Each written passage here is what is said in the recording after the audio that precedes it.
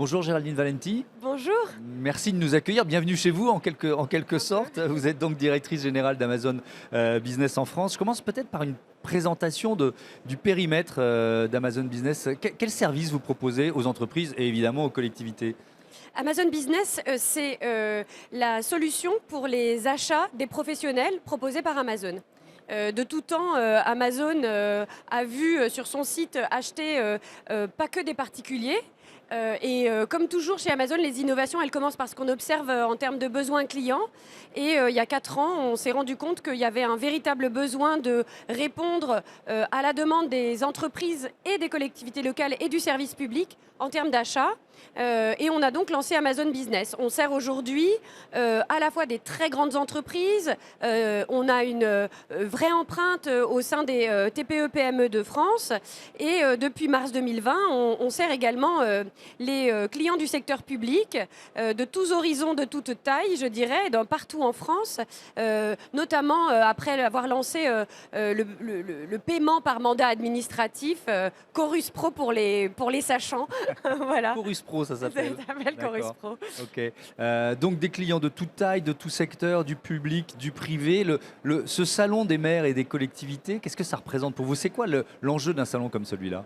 Alors, on a plusieurs enjeux. Bien évidemment, Amazon Business est une activité relativement émergente. On a que quelques années.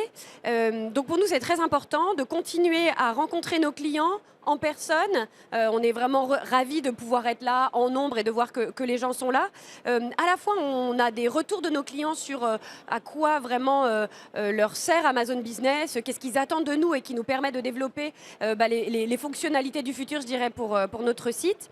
Et de la même façon, ça permet à toute l'équipe Amazon Business secteur public qui est présente ici avec moi sur le salon de parler d'Amazon Business et évidemment de nous faire connaître.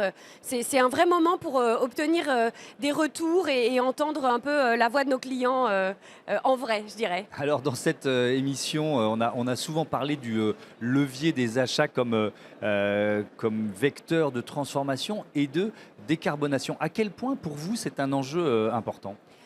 En fait, nos enjeux, ils sont toujours, une fois de plus, dictés par ce que nos clients nous demandent. Oui. On a parfaitement conscience que les acteurs du secteur public, pour parler d'eux en particulier aujourd'hui, ont 2 enjeux absolument critiques. D'un côté, la simplification par la digitalisation de leurs activités, de leurs processus.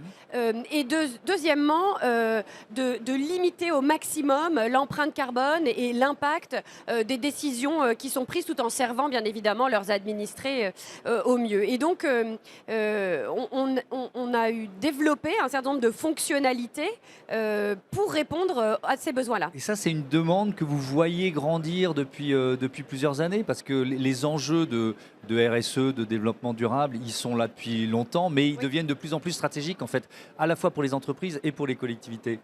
Alors, c'est tout à fait vrai, et je dirais même que ça devient des enjeux, des obligations légales. Il y a de sûr. plus en plus de directives et d'éléments, je dirais, de politique de la commande publique qui nous obligent tous à être des consommateurs, des acheteurs professionnels plus responsables. Et Amazon se positionne, et Amazon Business en particulier, se positionne pour aider en fait, notamment les mairies, les maires qu'on rencontre aujourd'hui, Oui. à parfaitement pouvoir adapter leurs habitudes. On est un fournisseur qui les accompagne. Oui, mais ça veut dire que vous fléchez, enfin que vous Absolument. identifiez des produits plus durables que d'autres, en quelque sorte? Exactement. Je vais vous donner 2 exemples Oui. très concrets. Le premier, c'est la géolocalisation. Donc aujourd'hui, une mairie, pour continuer sur Oui. filer Vous l'exemple, êtes au bon endroit pour on est au parler bon des endroit, mairies. exactement. Une mairie peut paramétrer sur son compte Amazon Business de mettre en avant des produits de vendeurs partenaires basés en France, basés dans leur région, voire même au grain de la ville.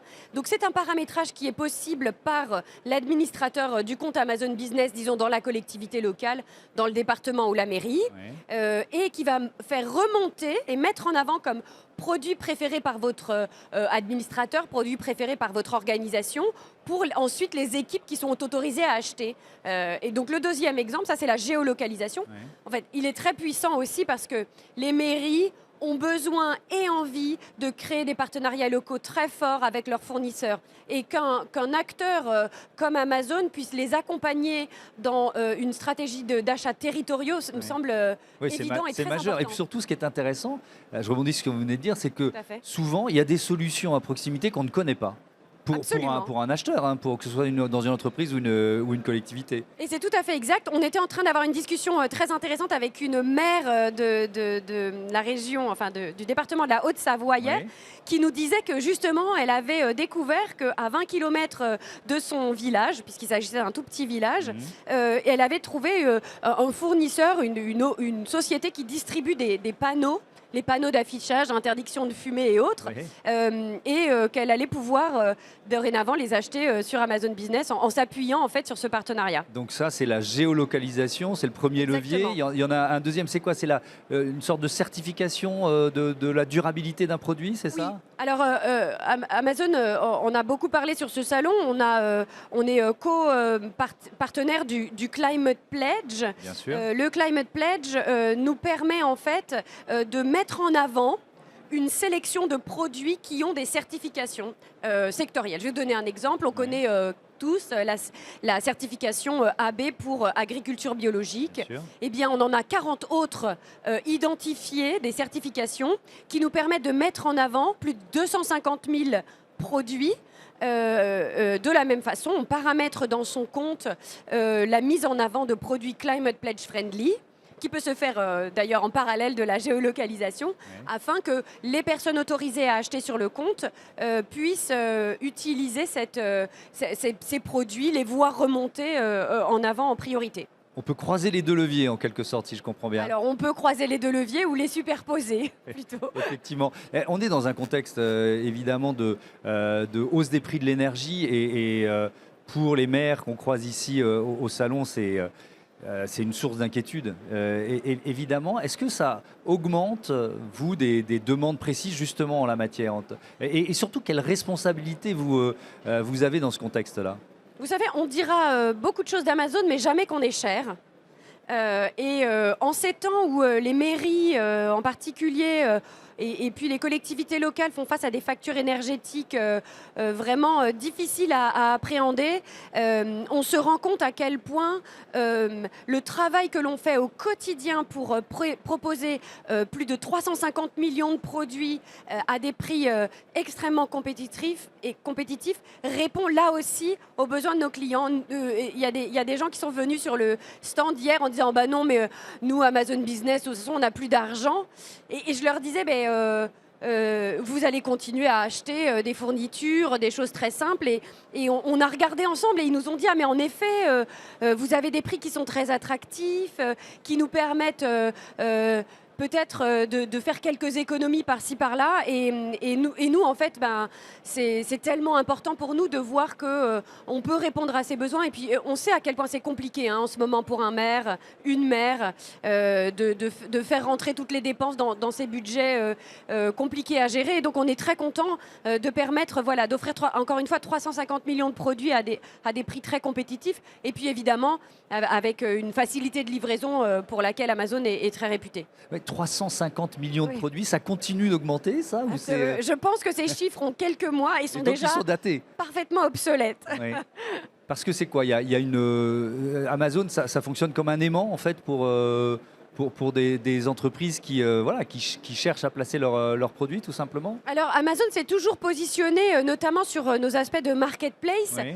comme une source de revenus supplémentaires pour des distributeurs, pour des vendeurs, nos vendeurs partenaires, qui trouvent et qui accèdent à de nouveaux marchés. Ce qui est, moi je trouve très intéressant aussi, c'est qu'on a bien évidemment lancé énormément d'activités pour faire savoir à nos vendeurs partenaires qu'on ne vendait pas qu'à des particuliers, mais que maintenant il y a Amazon Business qui vend à des entreprises et il y a un travail phénoménal qui est fait par nos équipes Marketplace Amazon Business en France et partout dans le monde pour justement faire savoir que nous avons aussi ces clients qui d'ailleurs ont des besoins en termes de sélection de produits qui diffèrent. Je vais prendre l'exemple de la puériculture. Une crèche, elle ne va pas acheter les mêmes jouets que moi j'achèterais pour mes enfants. Et donc, ça nous oblige aussi chez Amazon Business à avoir cette sélection très spécifique pour les professionnels.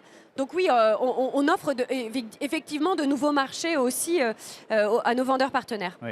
Je voudrais revenir aux questions d'impact, de durabilité. Comment vous mesurez, est-ce que d'ailleurs vous mesurez l'impact de ces achats durables? Comment vous partagez ça avec vos clients, que ce soit des entreprises ou des collectivités locales? Un des vrais enjeux des acheteurs, et alors là je vais dire où qu'ils soient publics, privés, c'est de comprendre quelle est la dépense qui est faite, de comprendre quelles sont les catégories de produits achetés et aussi de pouvoir mesurer les économies réalisées.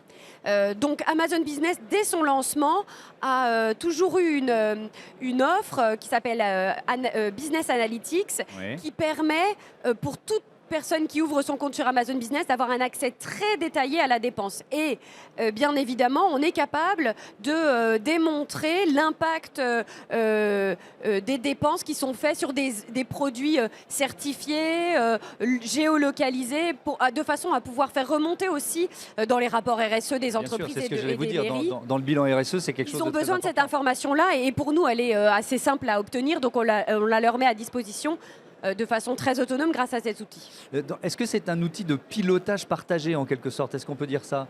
Bien sûr, en fait, d'abord, c'est un outil qui est d'abord destiné à nos clients, mais évidemment, les conseillers clientèle, ceux qui sont ici avec moi, ont l'habitude de regarder cette donnée avec nos clients, de leur permettre d'identifier les catégories où on voit de la dépense qui augmente, de les encourager éventuellement en démontrant par des cas d'autres clients comment, en mettant en place ces paramétrages dont je vous parlais, sur la certification Climate Pledge, sur la géolocalisation, ils peuvent avoir aussi une empreinte plus responsable de leurs achats. Nos clients, ça les intéresse énormément et nos conseillers clientèle sont bien évidemment là pour aider.